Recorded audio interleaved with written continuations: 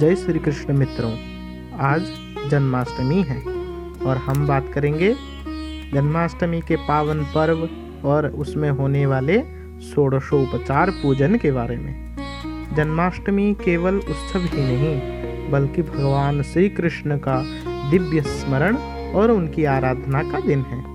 इस दिन अर्धरात्रि में भगवान का प्राकट्य हुआ था और तब से यह दिन विशेष रूप से हिंदू भक्तों के द्वारा मनाया जाता है। हिंदू परंपरा में भगवान की पूजा षोडशोपचार अर्थात 16 प्रकार की सेवाओं के साथ की जाती है।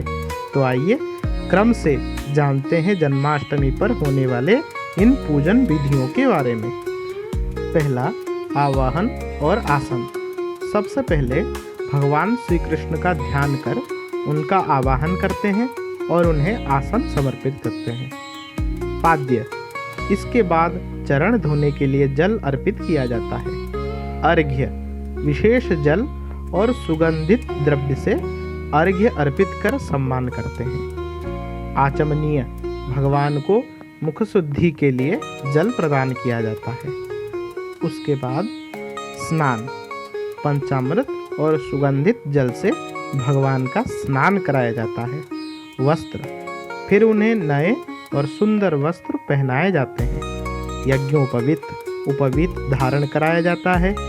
गंध और चंदन, चंदन और सुगंधित गंध भगवान को अर्पित किया जाता है। उसके बाद पुष्प और माला, इसके बाद उन्हें फूल और तुलसी दल अर्पित कर सजाया जाता है। धूप, सुगंधित धूप जलाकर अर्पण किया जाता है।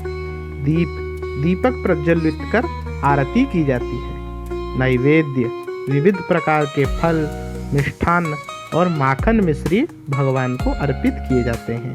तांबूल, पान, सुपारी और इलायची अर्पित की जाती है। माला और अलंकार, मोरपंख, मुकुट और आभूषण पहनाए जाते हैं। आरती, शंख, घंटा और मृदंग की ध्वनि के साथ भगवान की आरती की जाती है। प्रदक्षिणा और नमस्कार, अंत में भगवान के चरणों में दंडवत प्रणाम कर पूजा पूर्ण होती है। जन्माष्टमी की पूजा में विशेष महत्व है माखन मिश्री, पंचामृत स्नान और रात्रि 12 बजे जन्मोत्सव का। उस समय झूला सजाया जाता है, नंद घर की तरह वातावरण बनाया जाता है और भक्त नंद के आनंद भयो जय कन्हैया लाल की गाते हुए भगवान को झूला झुलाते हैं। इस प्रकार जब हम षोडशोपचार विधि से भगवान का पूजन करते हैं तो यह केवल विधि नहीं बल्कि भक्त और भगवान का आध्यात्मिक मिलन होता है। तो इस जन्माष्टमी पर आप भी अपने घर में श्रद्धा और भक्ति से श्री कृष्णचंद्र का पूजन करें और जीवन में आनंद, प्रेम और शांति का अनुभव करें। जय श्री कृष्ण।